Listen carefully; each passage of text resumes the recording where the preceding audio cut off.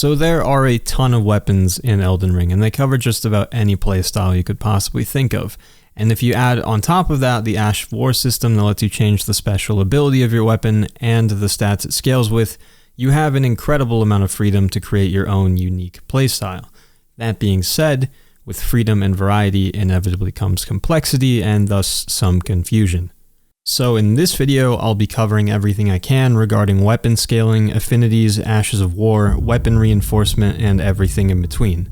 In addition to this video, I also made one explaining attributes and stats, which goes hand in hand with this one, because in that video I'll explain how to level your character to get the most out of your weapons. So when you finish watching this video, make sure to check that one out. Link is in the description.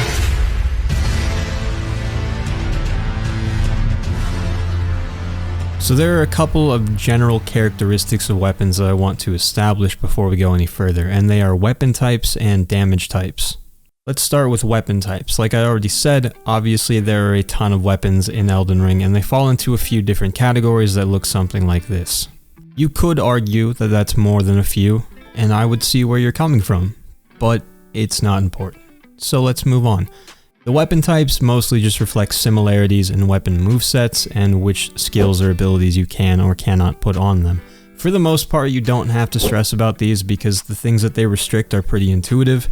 For example, if you got an Ash of War that's focused on some kind of stabbing motion, you're not going to be able to put that on a whip. And if the Ash of War revolves around shooting an arrow, you're not going to be able to put it on a hammer. Pretty self-explanatory. Now on top of all of those, there's also two very broad weapon categories that all weapons fall into, which are regular weapons and unique weapons, and that will just determine which resource you need to upgrade them and whether they can be altered with Ashes of War. More on that later. So that's weapon types. Then there are damage types. Every weapon has intrinsic damage types built into it, which will fall into the categories of physical damage, magic, fire, lightning, and holy. Physical damage also technically has a few subcategories, which are standard, strike, slash, and pierce. Those are important when we're talking about what different enemies are weak or more resistant to, but as far as scaling goes, you don't have to worry about those subcategories. For scaling, just worry about physical, magic, fire, lightning, and holy. And again, I'll get more into that in a moment. Now each of these damage types has pros and cons. For instance, slash damage will be more effective against unarmored enemies with exposed flesh, and of course less effective than against heavily armored enemies. Meanwhile, strike damage, which you can think of as blunt weapons if that's easy to remember, you know, hammers and whatnot, will be more effective against armored enemies. Lightning damage is good against anything that is wet or heavily armored things because they're covered in metal, while fire damage is the opposite. Not so good when things are wet or covered in armor. You get the idea. Again, most of it is fairly intuitive, fairly common sense. If you look at any weapon in the equipment page in-game, you can see what damage types it uses under the attack power section, and at the very top of the page, just under the name of the weapon, you can see which physical damage types it uses. These should also not be too surprising just by looking at the weapon itself. This Uchi Katana, for instance, is not a blunt weapon by any means, so it doesn't do any strike damage, and all of its attacks are either a slash or a forward stab, hence the slash and pierce types you see listed. Now weapon and damage types aren't things you necessarily have to commit to for a whole playthrough by any means. I just want you to be aware that they exist as the video goes on, because they're good to know when altering your weapon with Ashes of War. Now we can get into the fun stuff. And by fun stuff, I mean math.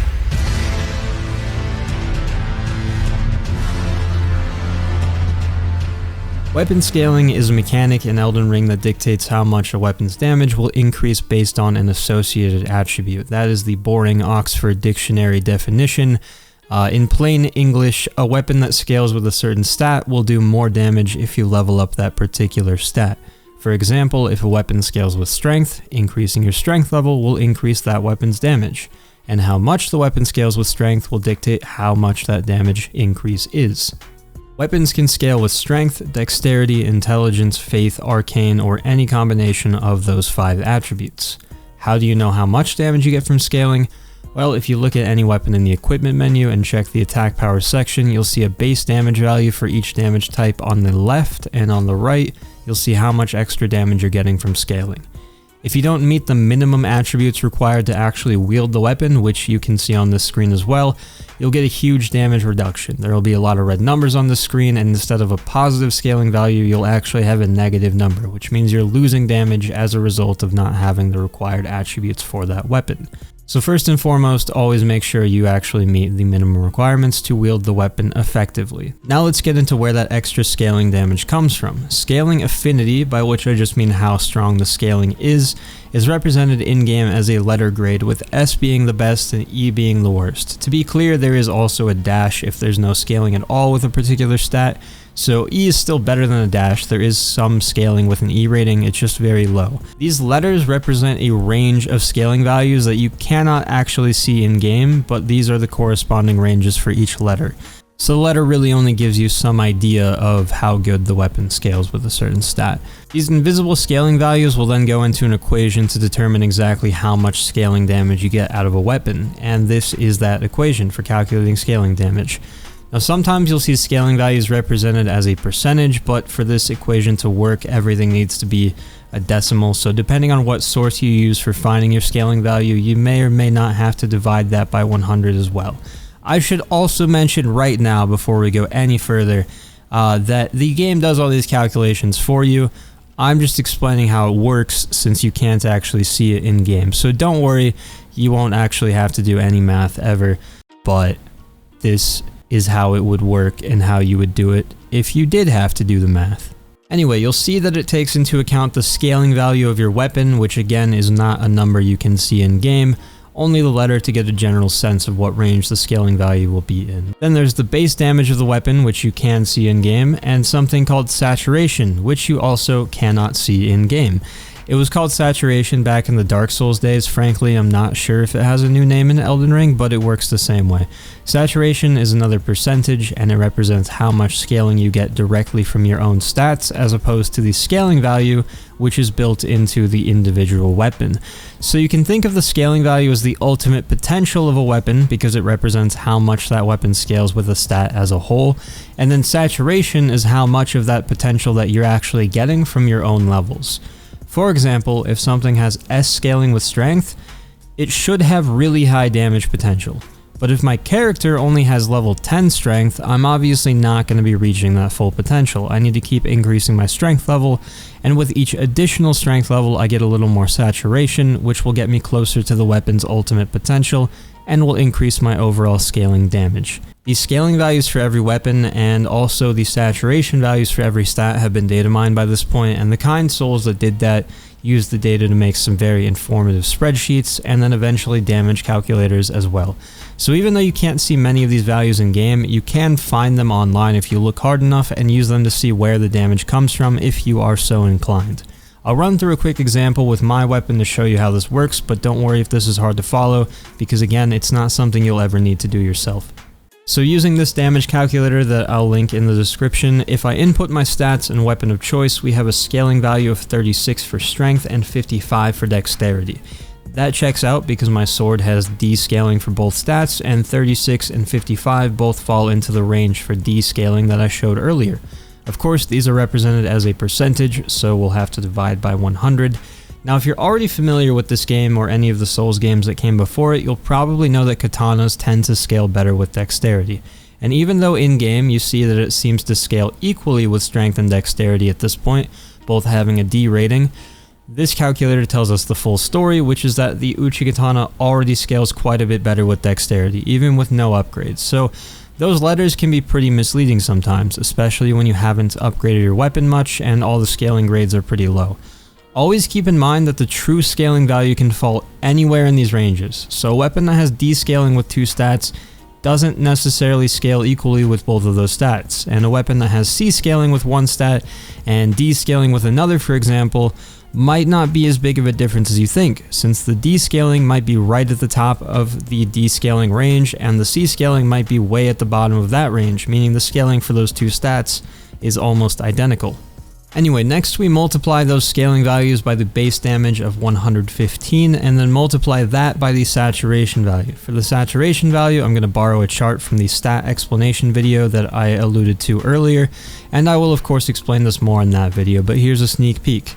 This chart is the scaling curve for weapons with physical attack power and no infusion, which is the category that this sword falls into, because it only does physical damage and it hasn't been infused with any special affinities. So the level value on the bottom axis is the level of our character's relevant attributes, which in this example would be strength and dexterity, since that's what this sword scales with, and the vertical bars are how much additional scaling you get at each level, while the horizontal line is the total cumulative scaling from all of the times you've leveled up that stat, which is what I've been calling saturation in this video. Since saturation is dependent on your own stats, we'll have to do this calculation for each individual stat our weapon scales with and add up the results. Since we're just looking at strength and dexterity, we'll only have to do that 2 times.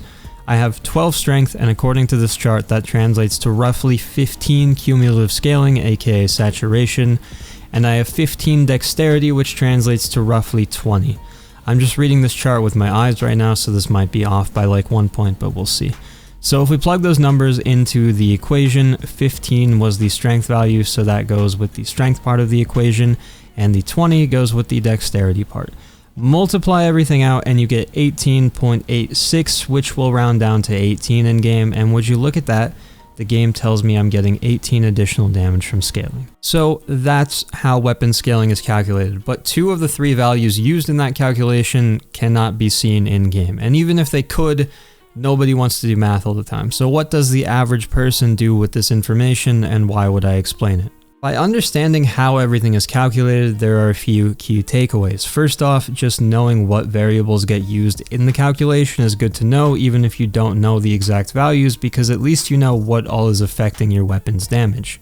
You now know that a higher scaling value is going to result in more scaling damage, and even though we might not know exactly what the scaling value is, we at least know that a higher letter will translate to a higher scaling value.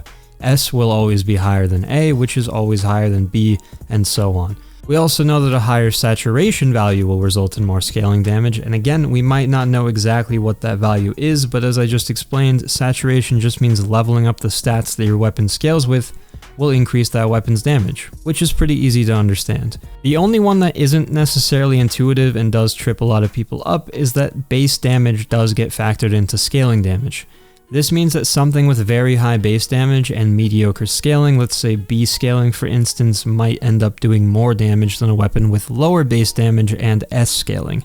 All in all, what I'm getting at is that S scaling doesn't necessarily mean the weapon's overall damage will be the best in the game, and B scaling doesn't necessarily mean that the weapon is only average. That's a very important lesson to keep in mind.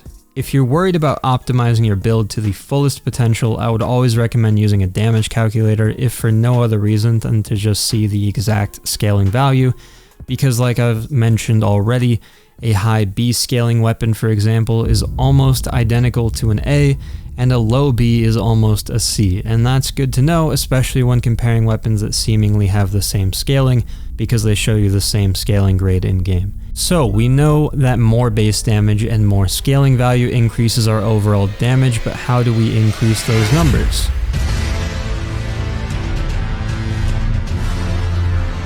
That's where weapon reinforcement comes in. Taking any weapon to the blacksmith will allow you to upgrade it in exchange for smithing stones. Upgrading a weapon will always increase its base damage, stamina damage, scaling, and guard boost. Upgrading staves will also increase sorcery scaling, and upgrading seals will also increase their incantation scaling. An important thing to note is that upgrading a weapon won't necessarily increase the scaling by an entire grade, but when you go to upgrade it, you'll see that the scaling letter will turn blue, which means it is increasing even if it's just going from a low D to a high D, for instance. Additionally, not every weapon will reach S or even A scaling when maxed out. There are a ton of weapons that only ever reach D or C scaling, for example, but like I mentioned earlier, that doesn't necessarily mean they're bad. They often have high base damage to make up for it, or will scale with several attributes, which means they might be very strong later in the game when you have all the relevant attributes at a higher level. Now, regular and unique weapons have slightly different upgrade paths. Regular weapons require regular smithing stones, and unique weapons require somber smithing stones, which is why you'll often hear some people refer to them as somber weapons. And by some people, I mean me. I don't know if anyone else calls them somber weapons, but I do all the time, so I'm just going to go ahead and project. It takes 25 upgrades to get a regular weapon to its max level of plus 25, and it takes 10 upgrades to get a unique weapon to its max level of plus 10. Does that mean that a regular weapon is better because it goes all the way to plus 25, and a unique weapon sucks because it only goes to plus 10? No. I'll get into that in just a second. There are many tiers of each type of smithing stone. Regular smithing stones range from smithing stone 1 to smithing stone 8, and each tier of smithing stone will get you through 3 weapon upgrade levels. To get a regular weapon to plus 1 takes 2 smithing stone 1s. To get it to plus 2 takes 4 smithing stone 1s, and plus 3 will take 6 smithing stone 1s. Then you move on to the next tier of smithing stone, so to get the weapon to plus 4 will take 2 smithing stone 2s, then 4, then 6, then you move on to smithing stone 3s, and so on. So every 3 upgrade levels will take 12 stones from each tier. That will get you all the way to plus 24, and then you'll need 1 ancient dragon smithing stone to top it off and max out your weapon at plus 25. For somber smithing stones, it's a lot simpler, which usually leads to them being a bit easier to upgrade. To reach plus 1, you need 1 somber smithing stone 1, plus 2 will take 1 somber smithing stone 2, plus 3 takes 1 somber smithing stone 3, and so on until plus 9. Once again, to get to plus 10, you'll need to top it off with 1 somber ancient dragon smithing stone. If you're new to the game, you should know that eventually you will get to a point where you can purchase an infinite supply of both regular and somber smithing stones, all the way up to their final tier. The exception is that you cannot purchase an infinite supply of somber or regular ancient dragon smithing stones. So if you have infinite money, you can get an infinite number of weapons to the second to last upgrade tier, but there are a finite number of those special ancient dragon smithing stones that you can actually find in game. There's a few of them, there's a good amount. There's more than you'll probably need if you actually get all of them, but just know that you can't max out every single weapon in the game in one playthrough. Now, even though regular weapons go higher, both types are in theory equal in terms of strength. They are meant to upgrade proportionally, so 1 somber upgrade is equal in terms of strength to about 2.5 regular upgrades. Now, in reality, Elden Ring weapons are not super well balanced, and unique weapons are usually pretty strong. It's not that they're objectively better overall by any means. They do upgrade proportionally with standard weapons like I just explained. The problem is more so how much and how easily you can level them up in the early game, because getting 10 somber smithing stones to max out that weapon versus 97 standard smithing stones is a very big difference. Elden Ring is of course open world, and there really aren't actually that many pathways locked by story progression, so there's really nothing stopping you from running ahead and grabbing high level upgrade materials.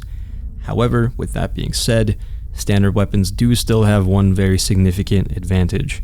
The big downside to unique weapons, of course, is that you cannot alter their skills, affinities, or the stats that they scale with, which leads us into the next section.